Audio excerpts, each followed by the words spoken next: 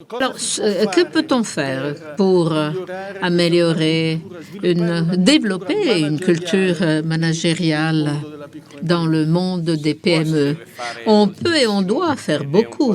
Et c'est un peu là la mission que nous nous sommes fixés en tant que Confindo. C'est moi le premier, je m'efforce de, sous ma présidence nationale, de développer ce thème. Nous devons œuvrer, comme nous avons commencé à le faire il y a 2 ans, sur certains éléments que nous qualifions culture d'entreprise, mais nous devons également travailler sur le rôle social de l'entrepreneur et la compréhension du rôle social de l'entrepreneur, et puis sur le paradigme de la croissance. Je pars du dernier point qui, en ce qui concerne les PME italiennes, est peut-être le point le plus épineux. Nous avons eu, au fil du temps, une notion erronée en Italie qui répondait à un axiome. Petit, c'est beau.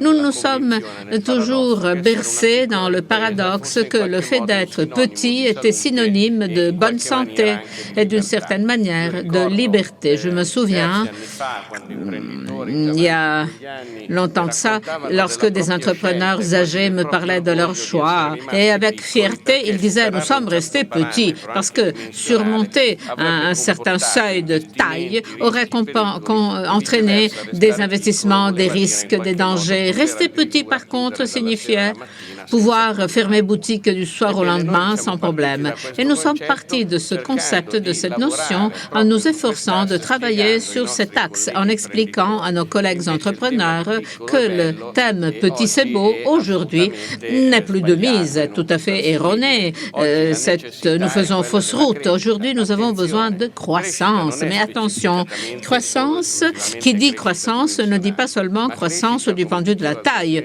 mais croissance, comme le disait M. Arzeni, c'est au premier chef croissance en termes de compétences, savoir-faire, capacité d'innovation. C'est un peu ce que je disais dans mon discours d'introduction, avoir la capacité de sortir de l'entreprise, d'aller se contaminer, aller en quelque sorte entrer dans cette logique qui est celle de la nécessité constante d'acquérir des savoir-faire. Nous devons prendre acte que nous sommes passés de la société du diplôme à la société de la compétence.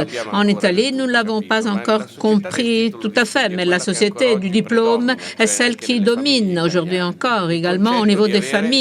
L'idée d'avoir un diplôme, une licence, cela signifie que l'on a acquis des compétences, des savoirs. Par contre, nous vivons dans la société de la compétence, ce qui revient à dire que chaque jour, nous devons nous remettre en cause. Chaque jour, nous devons apprendre.